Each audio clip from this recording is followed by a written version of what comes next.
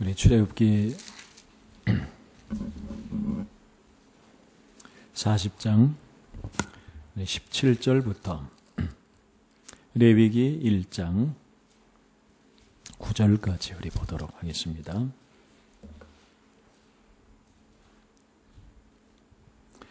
출애굽기 40장 17절부터 레위기 1장 9절까지 우리 이 말씀을 한 목소리로 받들도록 하겠습니다.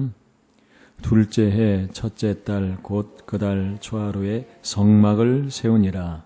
모세가 성막을 세우되 그 받침들을 놓고 그 널판들을 세우고 그 띠를 띄우고 그 기둥들을 세우고 또 성막 위에 막을 펴고 그 위에 덮개를 덮으니 여호와께서 모세에게 명령하신 대로 되니라.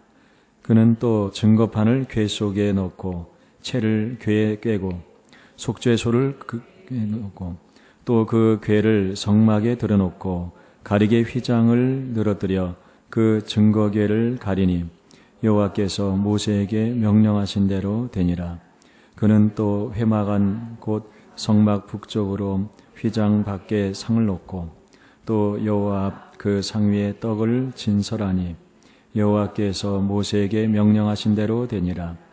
그는 또 회막안 곧 성막 남쪽에 등잔대를 놓아 상과 마주하게 하고 또 여호와 앞에 등잔대에 불을 켜니 여호와께서 모세에게 명령하신 대로 되니라. 그가 또 금향단을 회막안 휘장 앞에 두고 그 위에 향기로운 향을 사르니 여호와께서 모세에게 명령하신 대로 되니라. 그는 또 성막문에 휘장을 달고 또 회막의 성막 문 앞에 번제단을 두고 번제와 소제를 그 위에 드리니 여호와께서 모세에게 명령하신 대로 되니라. 그는 또 물두멍을 회막과 제단 사이에 두고 거기 씻을 물을 담으니라.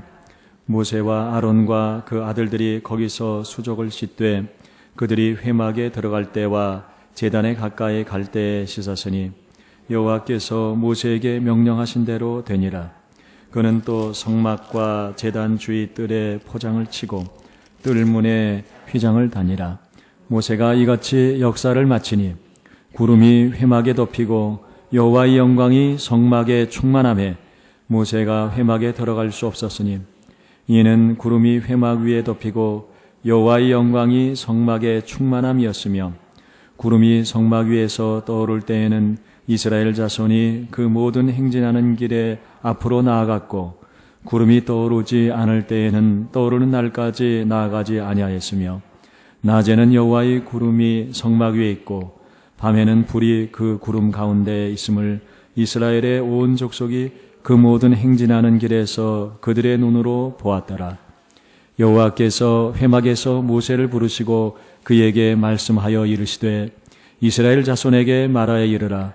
너희 중에 누구든지 여호와께 예물을 드리려거든 가축 중에서 소나 양으로 예물을 드릴지니라. 그 예물이 소의 번제이면 흠없는 수컷으로 회막문에서 여호와 앞에 기쁘게 받으시도록 드릴지니라. 그는 번제물의 머리에 안수할지니 그를 위하여 기쁘게 받으심이 되어 그를 위하여 속죄가 될 것이라. 그는 여호와 앞에서 그 수송아지를 잡을 것이요 아론의 자손 제사장들은 그 피를 가져다가 회막문 앞 제단 사방에 뿌릴 것이며 그는 또 그 번제물의 가죽을 벗기고 각을 뜰 것이요 제사장 아론의 자손들은 제단 위에 불을 붙이고 불 위에 나무를 버려놓고 아론의 자손 제사장들은 그 뜬 각과 머리와 기름을 제단 위에 불 위에 있는 나무에 버려놓을 것이며 그 내장과 정강이를 물로 씻을 것이요 제사장은 그 전부를 제단 위에서 불살라 번제를 드릴지니 이는 화제라. 여호와께 향기로운 냄새니라. 아멘. 우리 구약 통독 제5가 되겠습니다. 우리가 이 성경을 통독하는 것이 기본이라 할 수 있습니다. 그 성경을 우리가 바로 아는 것이 되게 중요한데 바로 알기 위해서는 저는 통독을 해야 됩니다. 성경 66권을 치우치지 말고 편식하지 말고 하나님께서 그 여러 시대를 통해서 여러 선지자들을 도구로 해서 계시해 주신 그 말씀, 그 모든 말씀을 우리가 청종하는 마음으로 귀를 기울여서 듣는 것, 읽는 것, 통독하는 것이 기본이라 할 수 있습니다. 그리고 또 하나 중요한 것은 무엇이냐면은 성경의 결론인 그리스도의 십자가의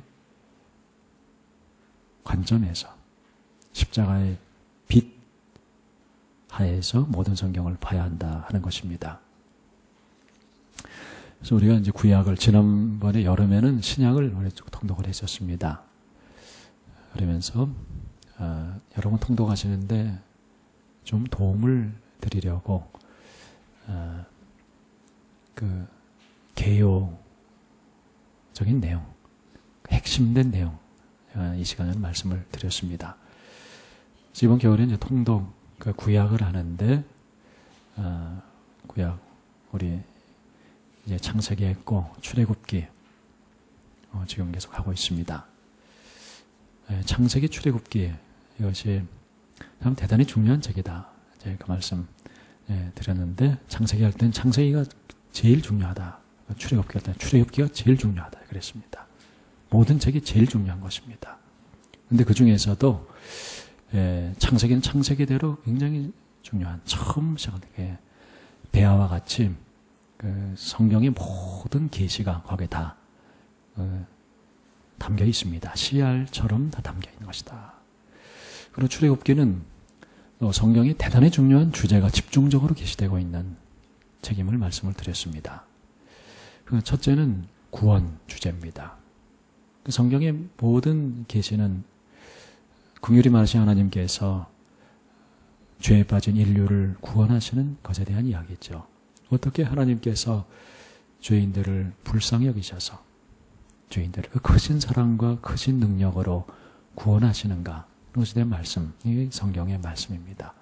근데 이 구원 주제가 아주 집약적으로 드라마틱하게 나와 있는 것, 이게 출애굽기를 할 수 있습니다. 그리고 구원의 주제 전형이라 그랬습니다. 그리고 또 하나의 주제는 언약 주제라 했습니다. 구원의 목적은 언약입니다. 언약은 관계를 이루는 것입니다. 언약을 통해서 관계가 형성되는 겁니다. 하나님과 죄인인 인간이 언약을 통해서 특별한 관계에 들어가게 된 겁니다. 언약 관계라 하는 것입니다. 그래서 언약 관계에 들어가게 되는 그것에 대해서 출애굽기에서는 말씀해 주신다 그랬습니다. 그런데 이제 언약 관계를 우리가 맺으면은 그 언약 관계가 유지되는 것이 중요합니다. 언약 관계를 유지해 주는 법이 있습니다. 그게 율법입니다. 그래서 오늘부터 우리가 이제 율법에 대해서 보는데, 율법은 구약 성경에서 대단히 중요한 내용이죠. 그 율법. 율법에서부터 모든 이제 그 출애굽기 이후에 또 모세오경 이후에 구약의 모든 책들이 율법에 기반하고 있다 볼 수 있습니다. 율법이 역사를 보는 그 관점이요, 이스라엘의 모든 역사를 이끌어가는 그 지표로 할 수가 있고, 그리고 이스라엘의 모든 삶의 그 기준이라 할 수가 있습니다. 그래서 율법을 구약에서 이해하는 것은 대단히 중요한 것이죠. 우리 지난 시간에 모세를 통해서 하나님께서 이 이스라엘 백성, 언약 백성에게 언약의 법, 율법을 주셨는데, 율법을 하나님께서는 대체로 이제 3번에 걸쳐서 주셨다를 봤습니다. 3번 집중된 계시가 있었습니다. 그래서 그 집중 계시를 받아가지고 그것을 이제 법전화한 것입니다. 그래서 크게 3개의 법전이 있다, 이렇게 기억하시라 그랬습니다. 첫째는 이제 언약을 최초로 맺을 때 그때 주신 법전이라 했습니다. 그래서 그것을 언약 법전이라 그랬죠. 출애굽기 20장부터 23장까지의 내용. 그냥 기본 법전입니다. 10계명을 필두로 해서 기본 법전이 거기 있습니다. 그 다음에 두 번째로 주신 것은 언약을 맺은 후에 다시 한번 하나님께서 그 계시의 산으로 모세를 부르셨습니다. 계시의 산에 올라가서 거기서 집중적으로 이제 40일 동안 그가 하나님의 계시를 받았는데 그것이 이제 거룩의 법전이라, 거룩 법전이라 이제 그렇게 기억하시라 그랬습니다. 이것이 출애굽기 25장부터 시작을 해서 민수기 10장까지의 내용이라 굉장히 길죠. 중간중간에 이제 사건이 있습니다. 사건들이 중간에 나오면서 이제 그 법들이 계속 나오는데 그것을 이제 거룩 법전이라 할 수가 있습니다. 신의 산에서 받은 겁니다. 신의 산에서 40일 동안 쭉 받은 말씀 그리고 그런 이제 거룩 법전이 있습니다. 그런 이제 세 번째는 이제 신명기 법전이라 그랬습니다. 신명기 법전을 이제 약속의 땅으로 들어가기 전에 그러니까 거의 이제 40년쯤 지나고 나서 그들이 하나님께 단련을 받고 그들이 정화되고 빚어지고 훈련되고 준비되어진 다음에 그들이 이제 약속의 땅으로 마침내 이제 들어가려고 할 때 들어가기 직전에 하나님께서 모압 평지에서 모세에게 다시 한번 계시해 주신 법입니다. 그게 이제 신명기 법전이라 할 수가 있습니다. 이 세 개의 법전이 비슷합니다. 비슷한 내용들 반복되어 나오는 것 우리 볼 수가 있는데 크게는 두 가지입니다. 하나는 거룩한 예배에 대한 법입니다. 그러나 율법의 절반은 예배에 대한 법이에요. 하나님과의 관계를 유지하는 데 있어서 예배가 중요한 것입니다. 하나님의 백성은 하나님께 예배 드리는 백성입니다. 그래서 하나님께 어떻게 예배하느냐에 대해서 아주 상세하게 그것을 말씀하셨습니다. 거룩한 예배에 관한 법, 우상 숭배하지 않고 하나님만 전심으로 예배하는 것, 하나님만 전심으로 사랑하는 것, 그것에 대한 법들이 나와 있는 거예요. 또 하나는 무엇이냐? 또한 돌파에는 무엇이냐면 거룩한 생활에 대한 법입니다. 예배는 생활입니다. 그 예언서에서 후기로 가면서 예언서에서 그 예언자들이 그 백성들을 책망을 한 게 뭐냐면 예배와 생활의 분리 아닙니까? 그건 예배가 아닙니다. 예배와 생활 이것은 하나란 말이죠. 그래서 그 율법은 이 두 축으로 되어 있는 것, 두 판으로 되어 있는 겁니다. 거룩한 예배에 관한 법, 거룩한 생활에 관한 법. 둘이나 이것은 하나다 말이에요. 그게 이제 율법에 대한 요약이라 할 수가 있겠습니다. 오늘 우리가 보는 것은 우리가 이제 그 출애굽기 25장부터 해서 중간에 그 언약이 파괴되고 언약이 새로워지는 것 지난 시간에 봤습니다. 그 부분 빼고 출애굽기 25장부터 해서 우리 레위기 10장까지의 내용 그것을 보겠는데 여기에 내용은 예배에 관한 법이에요. 거룩한 예배에 대해서 아주 상세하게 나와 있습니다. 이게 이제 거룩 법전에 속한 거죠. 거룩 법전도 이 둘로 되어 있는 겁니다.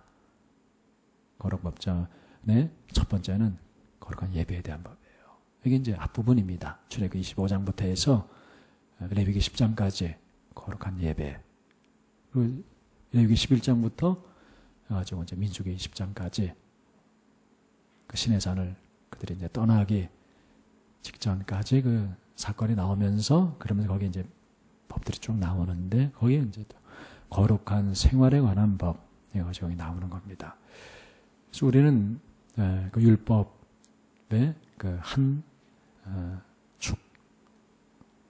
한 부분, 두 부분 중에 한 부분에 대해서 오늘 보도록 하겠습니다. 그것은 거룩한 예배에 관한 법입니다. 네, 오늘 본문 쪽에 보면은 여기서 이제 이 거룩한 예배에 관해서 법을 주셨는데 그것은 크게 두 부분으로 나눠진다 할 수가 있습니다. 첫째는 성막에 대한 법이에요.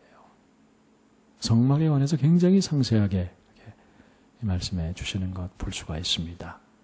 출애굽기 25장부터 그 40장까지 이제 성막에 대한 겁니다. 성막은 하나님 임재의 장소죠. 우리 그 출애굽기 아까 읽을 때 출애굽기 제일 마지막 부분에 그 성막을 세웠는데 성막을 세우고 나니까 하나님 임재 구름이 거기에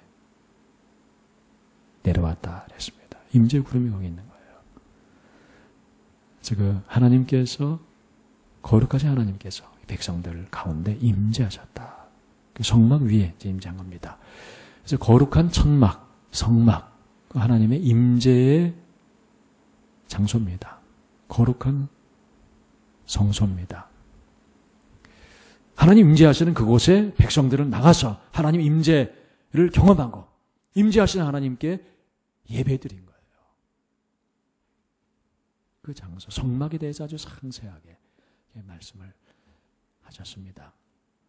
그 다음에 이제 두 번째는 레위기 우리 앞부분 좀 읽었습니다만은 성막에서 드려지는 예배, 임재하시는 하나님 앞에 나가서 드리는 거룩한 예배, 그것에 대해서 말씀해 주시는 겁니다.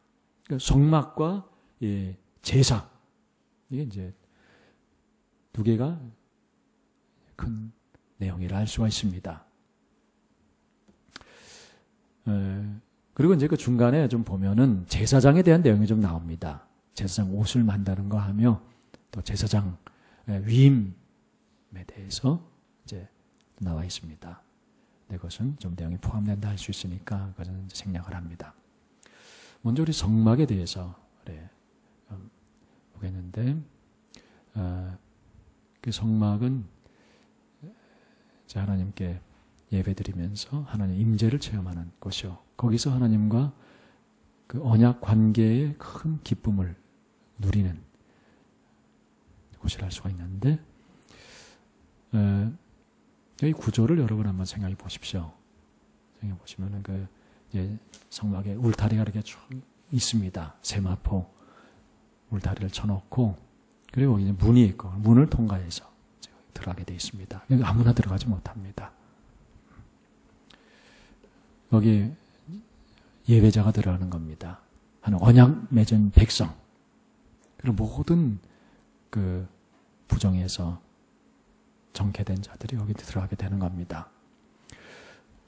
그러니 들어가서 이제 하나하나 단계가 있습니다. 회막이 있고 회막 안에 성소와 지성소가 있지 않습니까? 거기서 하나님을 만나도록 했습니다. 그 성막은 울타리를 이렇게 쳤습니다. 구별 짓는 것이죠. 그 세상과 구별 짓는 것입니다. 그래서 우리가 이 세상을 살면서 세상으로부터 우리가 구별되어야 합니다. 우리 세상이 이 땅에 있지만, 이 땅에 성막을 세우지만, 그러나 거기에 세마포로 울타리를 치고 구별한 것입니다. 그래서 우리 교회는 세상에서 구별된 거룩한 공동체입니다. 세상의 모든 오염으로부터, 세상의 모든 죄악으로부터, 세상의 헛된 풍조로부터 구별된 공동체, 세마포 공동체인 거예요.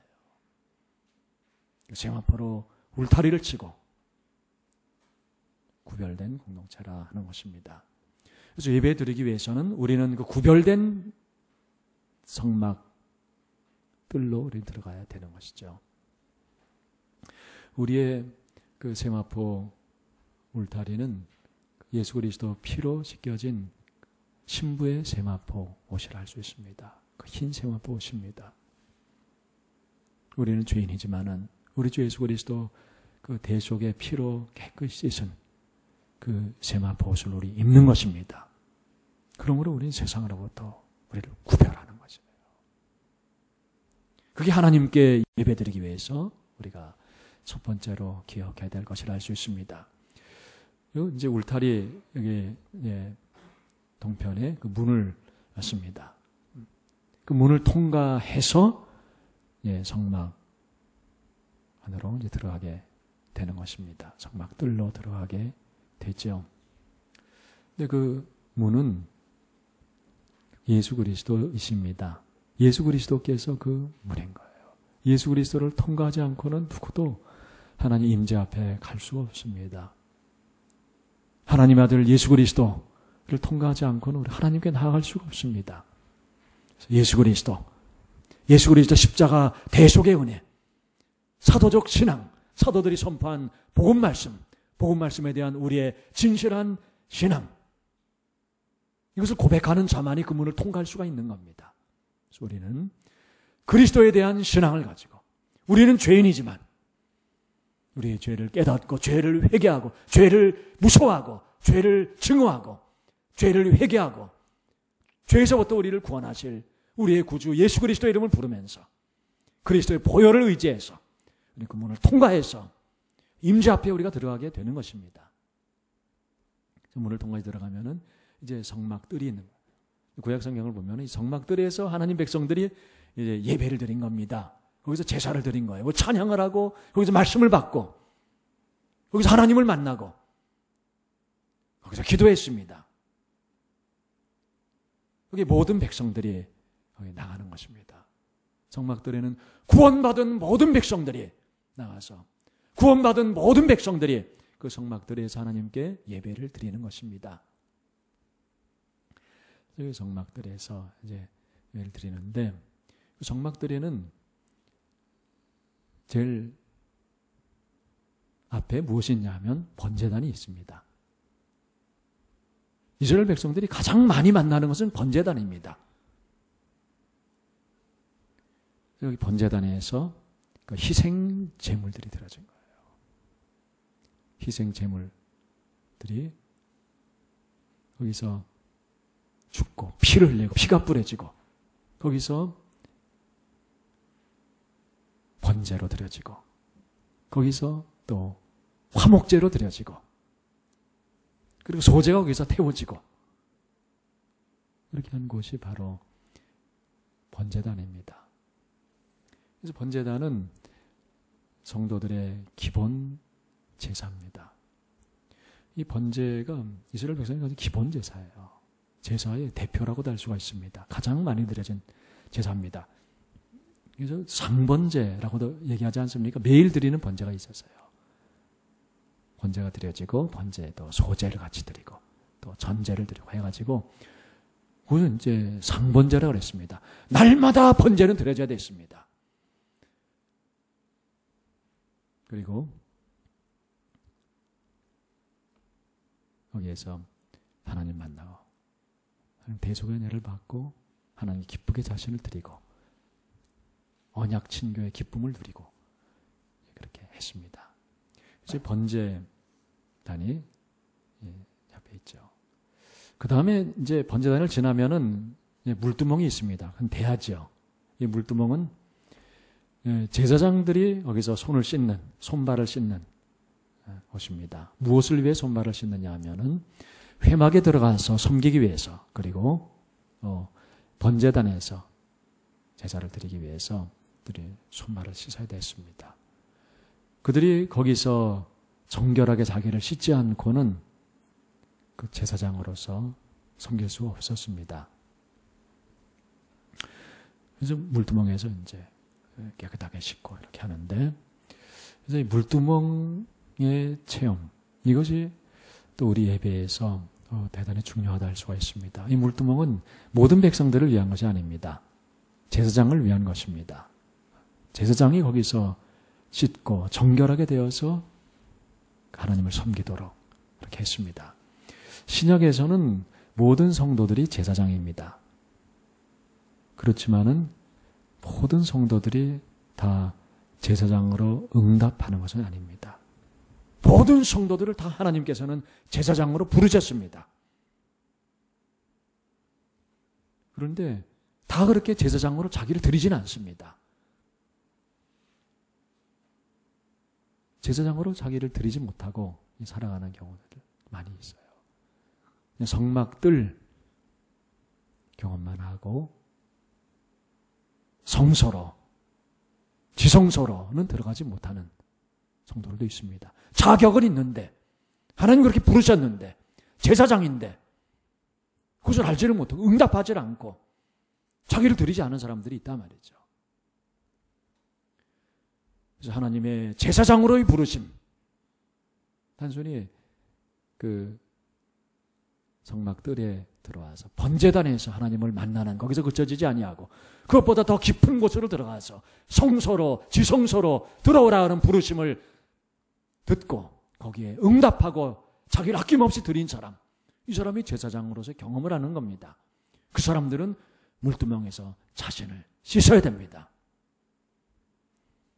모든 죄의 오염을 씻어버려야 되는 거예요. 그래서 그 물두멍의 체험은 하나님 말씀으로 정결케 되는 체험입니다. 오직 하나님 말씀이 우리를 정결케 하는 겁니다. 그 무엇으로 우리의 속속들이 물들어 있는 죄를 정케할 수 있습니까? 오직 하나님의 말씀으로 우리가 정결케 되는 거예요. 그래서 하나님의 말씀, 정결케 하는 말씀을 체험을 하고 우리가 물두멍에서 우리의 모든 오염, 우리 무의식까지 우리는 오염이 되어 있는데 그것으로부터 정결하게 되는 경험을 우리가 하는 것입니다. 그리고 성령의 불로 우리가 정결케 되는 거예요. 성령의 불을 받아서 우리의 모든 죄의 습성의 뿌리, 이것이 불태워지고 우리가 정결해지는 것을 경험합니다. 이렇게 정결함을 받은 자가 제사장으로 섬길 수가 있는 겁니다. 그렇게 물두멍에서 자기를 씻고 정결케 되어서 이제 성소로 들어가는 거예요. 성소로 들어가서 거기서 하나님 예배를 이제 섬기는 자가 됩니다. 예배를 뜰에서 같이 드리는 정도가 아니라 예배를 섬기는 깊은 예배 체험으로 들어갑니다. 이 성소 예배의 체험이라고 할 수가 있죠. 우리 아까 읽었습니다마는 성소에는 세 가지 기물이 있지 않습니까? 들어가서 오른쪽에 보면 진설병 상이 있습니다. 진설병을 거기다 항상 두는 겁니다. 진설병, 이건 항상 거기에 두게 되어 있습니다. 이 진설병은 생명의 떡입니다. 영생의 말씀입니다. 영생의 말씀을 항상 거기 두는 거예요. 그래서 날마다 우리에게 새롭게 진설해 주시는 계시의 말씀, 생명의 말씀, 그 말씀이 항상 있는 겁니다. 그래서 이 제사장은 날마다 말씀의 진설을 받는 자입니다. 날마다 하나님 말씀의 계시를 받는 자입니다. 이게 이제 제사장 예배의 중요한 체험이라고 할 수가 있죠. 일주일에 한 번 나와서 그냥 말씀 받고 이러는 거 아니에요.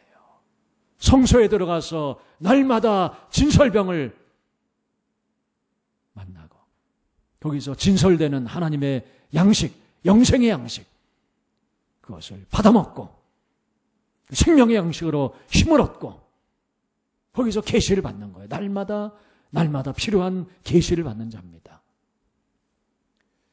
그리고 그 건너편에는 이 등대가 있습니다. 등잔대가 있는 7개의 등잔을 세우는 대가 있습니다.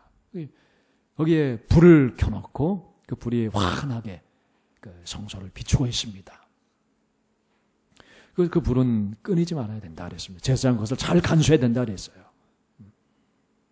그 등대의 불을 끄지 말아야 합니다. 그래서 우리들도 제사장으로 살기 위해서는 우리 속에 있는 우리 성소의 그 등대 불빛이 끊이지 않도록 우리가 잘 간수해야 되는 것입니다. 그 빛은 어둠에 비추는 그리스도의 빛입니다. 오직 그리스도만이 우리의 빛이 되십니다. 그 그리스도의 빛, 인류의 유일한 소망이 되신 그리스도의 빛이 우리 가운데 늘 비춰지는 것이죠. 그리고 그 등잔의 7 불은 그 앞에 있는 그 진설병을 비춰주는 거예요. 하나님 비춰줍니다. 그래서 이 하나님의 7영이 우리에게 진설해 주시고 계시해 주시는 말씀을 조명해 주는 겁니다. 성령께서 우리를 밝게 조명해 주시는 거예요. 그래서 성령께서 우리를 조명해 주실 때 우리는 하나님의 말씀을 깨닫게 되고 말씀의 능력을 알고 말씀의 권세를 받는 겁니다. 그리고 여러분, 이제 성소의 제일 앞에는 그 휘장이 있는데 휘장 뒤는 지성소입니다. 근데 그 휘장 앞에 분향단이 있었습니다. 분향단이 있었는데 거기에 이제 제사장이 날마다 들어가서 거기에 그 향을 피우도록 되어 있습니다. 근데 그 향은 제사장의 기도입니다. 제사장은 성소에 들어갈 때 그 어깨 바지에 그 두 보석을 달고 들어갔습니다. 그 두 보석에는 이스라엘의 아들들의, 이스라엘 백성들의 그 이름이 적혀 있어요. 12 이름이 적혀 있습니다. 그리고 가슴 흉패에도 그들이 12개의 보석을 받고 거기에 이름을 하나하나 새겼습니다. 그것을 품고 그것을 짊어지고 성소에 들어가서 분향단에 향을 올리는 겁니다. 그래서 지성소로 그 향이 올라가는 거예요. 하나님께로 올라가는 그 중보의 향입니다. 영혼들을 품고 영혼들을 새기고 영혼들을 짊어지고 책임감을 가지고 자기가 회개할 자인 것처럼 성소에 들어가서 중보하는 것입니다. 그게 제사장의 예배를 할 수 있어요. 제사장의 예배는 중보의 예배입니다. 이 중보의 영을 우리가 충만하게 받을 수 있기를 바랍니다. 여러분, 우리가 영혼들에 대한 우리 주님의 마음을 가지고 영혼들을 품고 성소에 들어가서 그들을 위해 중보하는 것이 그게 성소 예배인 것이에요. 이 체험을 제사장들은 하는 겁니다. 그래서 이 분향단도 7 등잔 불이 비추어주는 겁니다. 하나님의 7영, 하나님의 성령께서 중보의 영으로 비추어주시는 것이에요. 우리 영혼들을 품고 하나님께 나가서 성소에서 중보할 때 중보의 영이 우리를 비추어줍니다. 중보의 영을 감동하시고 중보의 영이 역사하시는 거예요. 거기에 우리의 큰 권세가 있고 큰 즐거움이 있는, 세상에 줄 수 없는 놀라운 즐거움이 거기에 있는 겁니다. 영혼을 품는 자의 기쁨, 영혼을 어깨에 짊어지고 분향단을 피우는 자의, 영혼을 가슴에 새기고 영혼들을 위해서 눈물을 흘린 자의 기쁨, 이게 성소에서 예배드리는 자, 중보 예배를 드리는 자, 제사장 예배를 드리는 자의 큰 기쁨이랄 수가 있습니다. 그 다음에 이제 들어가는 곳이 지성소죠. 지성소가 있는데 지성소는 이 휘장이 가리고 있습니다. 아무나 들어갈 수 없습니다. 아무나 들어가면 죽습니다. 거기는 하나님께서 임재하시는 거예요. 하나님의 영광의 임재가 있습니다. 찬란한 빛이 있습니다. 죄 있는 자는 갈 수 없는 거예요. 그래서 휘장으로 가리고 있는 겁니다. 대제사장이 1년에 한 번씩 속죄일에 거기 들어가서 이스라엘 모든 백성을 위한 대속죄의 제사를 거기서 드린 겁니다. 그것은 우리의 인류의 영원한 온전한 대제사장이신 예수 그리스도께서 하늘 지성소에 들어가셔서 인류의 모든 죄를 위해서 영 단번에 자신을 들여서 대속죄의 제사를 드리신 것을 예표하는 것입니다.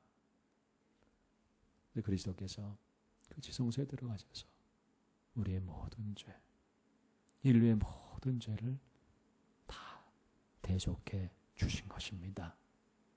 영원히 단번에 우리의 모든 죄를 다 씻어주시고 다 대속해 주신 것입니다. 그래서 대제사장 많이 그것을 들어가는데 예수 그리스도께서 그것을 가르고 인간으로서 들어가신 거예요. 인간의 대표로서 하나님 아들이 인간이 되셔서 홀로 거룩한 자로서 들어가신 것입니다. 자기 몸을 찢고 휘장을 가르고 들어가신 거예요. 그래서 거기서 자신의 피를 뿌리시고 그리고 우리의 모든 죄를 영원히 단번에 깨끗이 사해 주신 것입니다. 그리고 우리 주님께서는 그뿐만이 아니라 길을 열어주신 거예요. 먼저 들어가심으로 하나님께서 인간이 되셨기 때문에 인간의 대표로 들어가셔서 인간들이 뒤따라 들어올 수 있게 해주신 거예요. 그거 참 놀라운 일입니다. 그래서 우리가 지성소에 들어갈 수 있게 됐어요. 그래서 우리 주님께서 그 휘장을 가르시고 그 장애를 깨뜨리신 겁니다. 인간이 하나님의 영광스러운 임재, 찬란한 임재, 순결한 임재, 거룩한 임재 앞에 들어가기에 장애가 되는 것이 있어요. 그게 휘장으로 드려져 있습니다. 우리는 그 휘장이 있는 것이 편합니다. 휘장이 걷어주면 우리의 부끄러운 것이 다 나옵니다. 그리고 두려운 거예요. 그래서 하나님께서 휘장으로 엎어두셨는데 우리 주님께서 십자가에서 당신의 몸이 찢겨주심으로 휘장을 찢으신 겁니다. 그러심으로 이제 열려지게 된 거예요. 그뿐만 아니라 우리 주님께서 십자가에서 우리 죄인들을 위해서 자신의 몸이 찢겨주시면서 이것을 먹으라 그러셨어요. 자신의 몸을 우리에게 내어주신 것입니다. 그래서 우리는 그분의 몸을 받아서 먹습니다. 그분과 하나가 됩니다. 이제 그분의 몸을 우리가 받아먹는 거예요. 그리고 우리가 그분 안에 들어갑니다. 그래서 그분이 우리의 몸이 되는 거예요. 그래서 그분으로 우리가 옷 입습니다. 갑옷을 입듯이 그분으로 옷 입는 겁니다. 그래서 그분으로 옷 입고 서야 지성소에 들어갈 수 있는 거예요. 그래서 우리는 담대하게 지성소로 그 은혜의 보좌 앞으로 나아갈 수 있게 된 겁니다.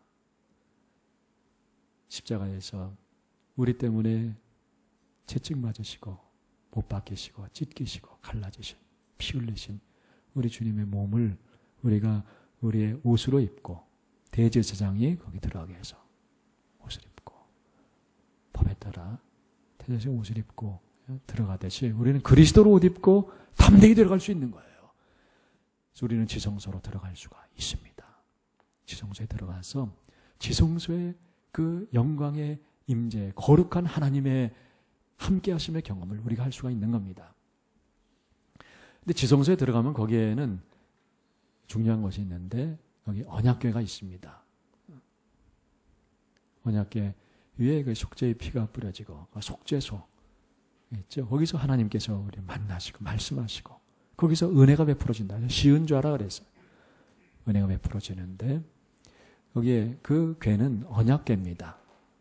그래서 우리 지성소에서 우리가 예배를 드릴 때 우리는 하나님의 영광의 임재를 깊이 체험하고 영광의 임재와 우리가 온전히 하나 되고 그리고 그 생명의 충만함 그 생명 보혈의 그 생명의 능력이 거기서 샘솟아나는 것을 경험을 하고 그리고 거기에서 우리가 언약을 확인하는 언약이 새겨지게 되는 겁니다. 언약이 돌판에 우리 마음판에 새겨지고 그 언약궤에 언약판이 두어지는 거예요. 그 경험을 우리가 예배에서 하는 것입니다. 하나님께서 우리에게 주신 언약이 있습니다. 우리 언약 백성입니다. 우리 언약 붙들고 사는 자들이에요. 그런데 우리가 지성소에서 언약 예배를 드리면서 이 언약을 확인하는 겁니다. 언약이 새겨지는 거예요. 언약이 선포되는 겁니다. 언약이 이루어진 것을 미리 선포하는 것입니다. 그게 언약궤 예배의 체험입니다. 이 예배의 체험을 우리가 할 수 있기를 바랍니다. 이렇게 이제 성막에 들어가면 이렇게 단계 우리가 들어가는데 이것이 우리의 언약 백성으로서 하나님과 그 언약 관계의 풍성함과 친밀함과 영광 이것을 경험해가는 그 깊은 단계들이다. 이렇게 말씀드릴 수가 있는 것입니다. 근데 여기 이제 성막에서는 제사가 드려지지 않습니까? 기본 제사가 5개 있지 않습니까? 이제 레위기인지 1장부터 7장까지 해서 기본 제사 5가지가 있는데 이 5가지 제사를 이해하는 게 굉장히 중요하죠. 5제사 드리는데 그걸 개인적으로 드리기도 하고 또 공적으로 제사를 또 드리기도 했습니다. 5가지 제사를 이렇게 조합을 해서 공적인 제사 드렸습니다. 절기 때도 이렇게 드리고 그리고 날마다 그것을 드려야 한다 그랬어요. 날마다 상번제를 드리고 또 안식일마다 일주일에 한 번씩 그 상번제 외에 또 안식일 번제를 드렸습니다.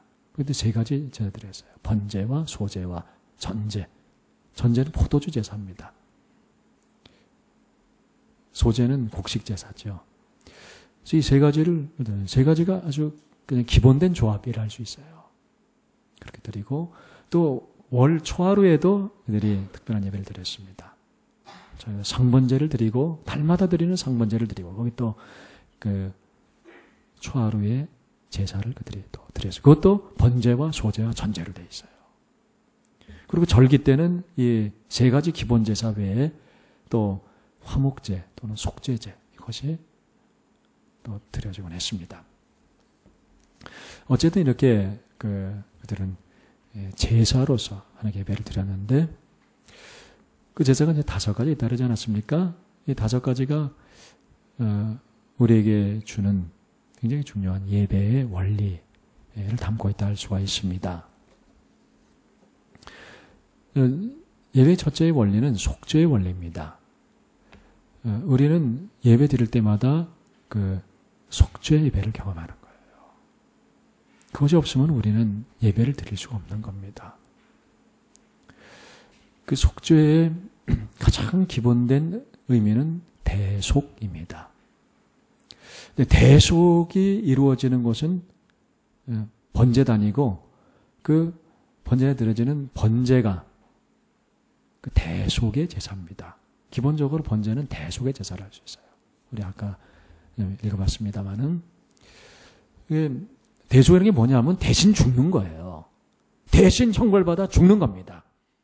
우리는 우리의 죄 때문에 우리는 형벌을 받고 죽어야 됩니다. 심판을 받고 죽어야 됩니다. 불심판을 받아 죽을 자들이에요. 그런데 그것을 대신해서 희생 제물이 대신 불심판 받아 죽는 게 번제입니다. 그래서 그렇게 함으로 우리 번제 아까 읽었습니다마는 머리에 손을 완수를 해라. 그래서 죄를 전가합니다. 그리고 그것을 가져다가 번제로 드리면은 그러면은 속죄가 될 것이라. 그렇게 이제 얘기를 했어요. 속죄가 될 것이다. 그리고 기쁘게 받아들이게 될 것이다. 우리는 우리의 죄 때문에 불심판 받아서 멸망할 수밖에 없는 자들입니다. 그런데 우리를 대신해서 우리의 희생제물이신 예수 그리스도께서 우리의 받아야 될 벌을 다 받으신 겁니다. 하나님의 진노의 불을 다 받으신 거예요.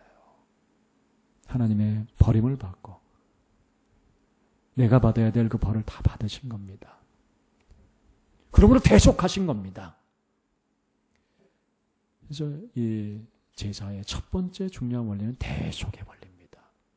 이 대속이 없음, 우리의 희생 제물이신 예수 그리스도, 대속의 제물이신 예수 그리스도 아니면은 우리는 하나님께 나가서 예배드릴 수가 없는 것입니다. 그래서 예배드릴 때마다 우리는 이 대속의 은혜를 경험하고 대속의 경험을 하고 대속의 번제의 경험을 하면서 그 대속의 불을 통과하면서 그 은혜의 불을 받고 하나님께 나아가는 것입니다. 그 다음에 이제 두 번째 원리는 무엇이냐면은 감사입니다. 그리고 헌신입니다. 이건 하나입니다. 대속받은 자의 마음에 정상적으로 나타나는 것, 자연적으로 나타나는 건 뭐냐면 감사입니다. 나같이 멸망할 수밖에 없는 죄인을 위해서 자신이 대신 형벌을 받고 나를 대속해 주신 은혜. 그래서 내가 하나님께 기쁘게 받아들여지게 된 것, 하나님 자녀가 된 은혜. 이것을 경험할 때 어찌 기쁘지 않겠습니까? 어찌 감사하지 않겠습니까? 그 위대한 감사가 있는 거예요. 뭐 다른 어떤 감사조금 비교가 안 되는 감사입니다. 나 같은 죄인을 대속해 주신 우리 주님의 대속의 은혜에 대한 감사. 이 감사가 이 제사의 두 번째 중요한 원리입니다. 근데 감사는 뭐냐면은 헌신이에요. 자기를 드리는 겁니다. 그 대속의 은혜에 감사해서 자기를 드리는 겁니다. 그것도 자연스러운 거예요. 대속의 은혜를 받은 자. 그래서 그 마음에 감사와 기쁨이 있는 자는 자신을 드리는 겁니다. 그래서 이것이 또 번제의 그 두 번째 의미를 알 수가 있어요. 번제는 이 두 가지 의미가 있는 겁니다. 대속의 의미가 있는 거예요. 대속의 불. 내가 받아야 될 그 형벌의 불을, 불심판을 받아서 희생제물이 대신 나를 대속해주는 그 의미가 있고, 또 하나는 대속의 은혜에 감사하고 기뻐해서 감사를 드리는 거예요. 감사를 무엇으로 표현하겠느냐 말이죠. 자신을 드리는 겁니다. 자신을 하늘의 불을 받아서 자기를 하나님께 드리는 거예요. 그게 번제입니다. 그래서 우리도 우리 예배를 통해서 이 경험을 늘 할 수 있기를 바랍니다. 대속의 은혜에 감사해서 나 자신을 하나님께 드리는, 하늘의 불을 받아서 내가 다 불살라져서 하나님이 흠양하시는 냄새로 하나님께 나 자신이 올려지는, 이게 번제죠. 그런 예배 경험 우리가 할 수 있기를 바랍니다. 그런데 이 감사와 헌신, 전적으로 이 의미로 드려진 제사가 소제입니다. 곡식 제사. 소제는 전적으로 이 감사와 헌신의 제사였어요. 여기 대속의 의미는 없습니다. 그래서 그 소제는 항상 번제가 드려지고 나서 드려졌어요. 번제를 근거로 해서 드려진 겁니다. 번제를 통해서 대속의 은혜를 받고, 불같은 은혜, 한량없는 은혜를 받고, 그리고서야 소제를 드린 거예요. 감사와 헌신의 소제를 드린 겁니다. 그런데 이 소제는 말이죠, 이것은 인간이 자기가 땀을 흘려서 곡식을 심고 자라게 하고 이렇게 해가지고 노동을 해서, 그리고 거두게 된 그 결실을 가지고 드렸습니다. 그 짐승 제사하고는 또 다른 겁니다.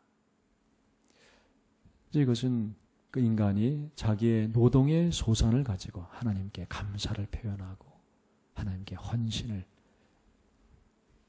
하는 것이다 할 수가 있습니다. 그래서 우리는 하나님께서 우리에게 주신 그 노동의 현장, 거기에서 복된 노동을 하다가, 그러다 거기서 나온 그 소산으로 하나님께 우리를 헌신하는 거예요. 그것으로 감사를 표현하고 나 자신을 드리고, 나 자신을 드리는 표입니다. 그리고 하나님께 나의 모든 것을 제단에다 바치는 겁니다. 그 다음에 이 제사의 세 번째 의미는 무엇이냐면은 언약 친교입니다. 이것이 굉장히 중요한 것이라 할 수가 있습니다. 이 대속의 은혜를 받은 자가 이제 언약 친교의 깊은 경지로 들어가게 되는 것입니다. 그래서 화목제를 통해서 나타나고 있는 것이라 할 수가 있는데, 우리가 하나님과 화목됐다 그러지 않습니까?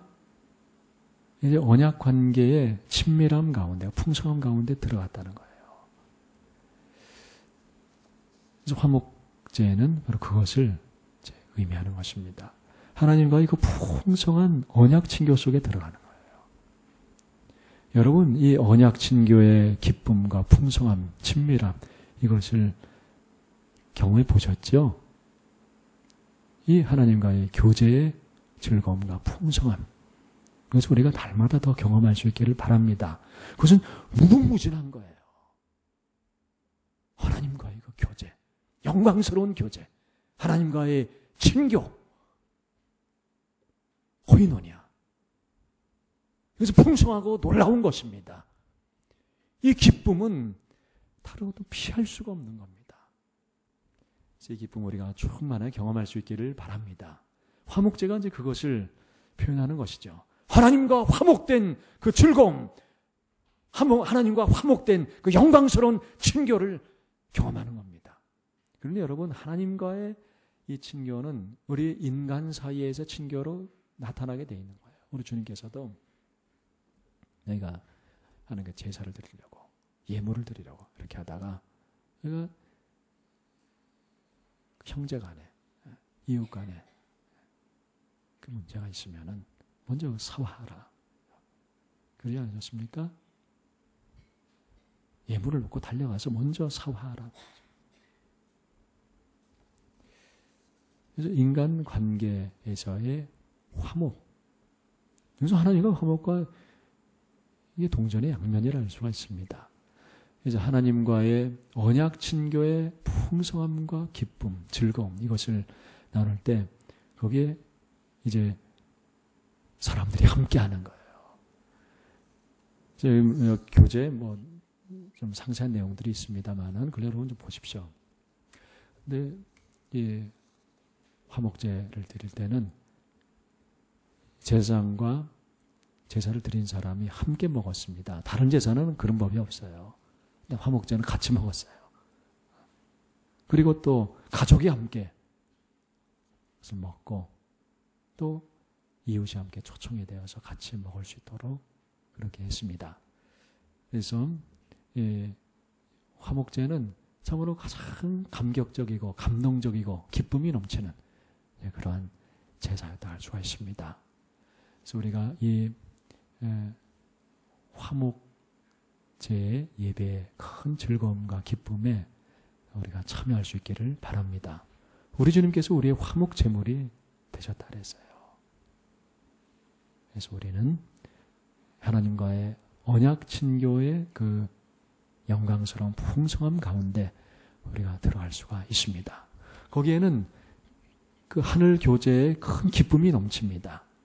이 하늘 교제의 기쁨이 우리에게 넘칠 수 있기를 바랍니다. 그 기쁨이 넘쳐서 우리가 이 세상을 살아갈 때 이 화목을 선포하며 이 불안한 세상, 갈등하고 경쟁하고 다투는 세상, 이 세상에 참다운 화목의 복음을 전하며 화목의 도구로 우리가 쓰임 받을 수 있기를 바랍니다. 그 다음에 또 이 제사의 중요한 원리는 또 이 속죄 원리인데 이 속죄는 대속과는 또 좀 다릅니다. 이 속죄 속에 대속도 들어가고 이 두 번째 의미의 속죄도 포함된다 할 수가 있는데 이 두 번째 속죄는 정화입니다. 정결케 되는 것인데 우리는 죄에 대해서 대속받아야 됩니다. 죄의 형벌로부터 우리가 대속받아야 되는 거예요. 면제돼야 되고 거기서부터 해방되고 그리고 우리가 받아들여져야 되는 거예요. 근데 거기서 그쳐서는 안 되고 우리가 정화돼야 됩니다. 이것은 다른 차원입니다. 죄는 우리를 오염시킵니다. 그리고 죄를 지으면 오염되는 거예요. 형벌을 면제하셨지만은 우리가 오염되어서 우리가 하나님의 영광의 임재 앞에 나가는데 지장이 있는 겁니다. 그래서 우리는 정화돼야 되는 거예요. 여러분 우리가 거룩한 성소입니다. 우리 자신 성소가 하나님 앞에서 정화돼야 됩니다. 그리고 속죄의 제사, 이것은 죄의 오염을 씻어내는 제사인데 특별히 그 성소를 정화시켰어요. 죄는 오염을 시킵니다. 성소를 오염시키는 거예요. 그래서 속죄의 피를 번제단에 뿌리고 바르고 쏟아붓고 그러지 않습니까? 또 지성소에 들어가서 대속죄일에는 대속죄의 제사를 드리고 대속죄의 그 희생 제물의 피를 가지고 들어가서 속죄소에 뿌린 거예요. 그리고 정화시킨 겁니다. 죄의 오염으로부터 우리는 정화돼야 되는 거예요. 그래서 우리가 하나님 앞에서 죄로 오염된 것이 있다면 그것을 하나님께 고백해야 됩니다. 그리고 우리의 속죄의 제물이 되신 속죄의 피를 흘리신 예수 그리스도의 속죄의 피로 바르고 덮고 그것을 붓고 우리 제단에 우리 자신에게 우리 성서 예수 그리스도의 보혈을 그렇게 부어서 정화되어야 되는 것입니다. 예수 그리스도의 보혈은 우리를 온전히 정결케 하는 능력이 있습니다. 그 어떤 죄로부터도 우리를 정결케 합니다. 그 보혈의 은혜를 의지하고 보혈의 능력을 찬양하고 보혈의 능력을 적용해서 우리가 모든 죄로부터 깨끗하게 되어서 정결한 성소가 되어서 우리 하나님 임재하시는데 조금 더 거침이 없도록 하나님 임재의 능력이 나타나는 그런 삶으로 살 수 있기를 바랍니다. 우리가 좀 기도하도록 하겠습니다. 여기 빠뜨린 부분들이 많이 있습니다만 여러분 이 교재를 보시면서 좀 공부를 좀 해주시길 바랍니다. 우리 기도할 때 우리 거룩한 예배에 관한 법을 우리가 봤습니다. 우리의 삶은 거룩한 예배의 삶입니다. 우리 거룩한 예배를 우리가 날마다 드리게 하소서. 우리가 주일에 모여서 예배를 드릴 때 그때 온 성도들이 함께 번제단에서 하나님 임재를 경험하면서 하나님 불을 체험하면서 우리가 대속의 은혜를 체험하고 우리 주님 앞에 나가서 언약 친교의 즐거움을 나눌 수 있도록 주님 함께하여 주옵소서. 우리 교회 이 성소를 예수 그리스도의 보혈로 정결케 해주시고 하나님 임재가 날마다 충만케 해주시고 모일 때마다 하나님 임재를 경험하며 하나님께 온전한 예배를 드릴 수 있도록 우리 하나님 역사하여 주시옵소서. 2011년에 하나님 예배의 영광, 임재의 영광을 우리가 체험케 하여 주시옵소서. 기도하고 우리가 예배의 더 깊은 세계로 깊은 경지로 우리가 들어가게 하여 주시옵소서. 성막들에서만이 아니라 번제단 예배만이 아니라 물두멍 예배를 체험하게 하시고 성소 예배를 체험하게 하시고 중보의 예배를 체험하게 하시고 영혼들을 품고 하나님께 나가서 하나님께 중보의 눈물을 흘리는 하나님 말씀을 날마다 받고 말씀에 날마다 계시의 진설을 받는 그런 경험을 하게 하시고 하나님의 일곱 영이 우리를 비추시는 예배를 경험하게 하시고 우리가 지성소에 들어가서 주님 지성소에서 하나님의 영광의 임재를 체험할 수 있도록 주님께서 역사해 주고 거기서 보혈의 가장 깊은 능력이 샘으로 터져나오며 보혈의 능력, 하나님 임재의 능력 이것이 생수양에 터지듯이 터져나오게 하여 주시옵소서. 임재의 영광을 체험하며 하나님 저희를 온전히 하나님께 드리고 주님께 붙들려서 우리 하나님께 쓰임받을 수 있도록 우리 하나님 우리에게 예배의 영광을 체험케 하소서. 우리 합심해서 기도하겠습니다. 은혜로우신 하나님 아버지 감사합니다. 주님께서 저희들에게 주님 이 예배의 거룩한 법을 주신 것 감사합니다. 주님 저희가 예배의 법을 받아서 주님 저희 삶이 하나님께